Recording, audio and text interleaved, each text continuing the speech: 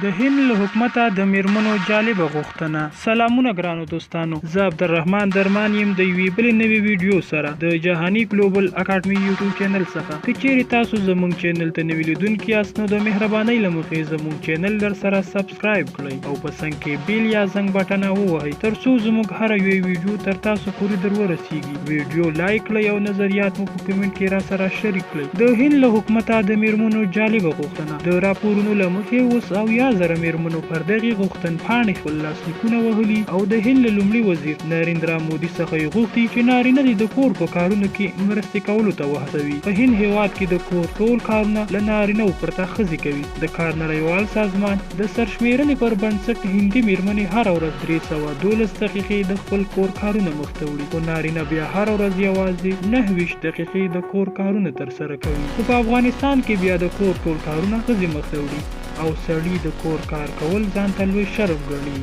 دوستانو، دا وه زموږ د نن ورځې ویډیو. که چېرته مو ویډیو خوښه شوې وي نو لایک او خپل نظریات مو را سره په کومنټ کې شریک کړئ او چینل در سره سبسکرایب کړئ. تر بیا ښې چارې.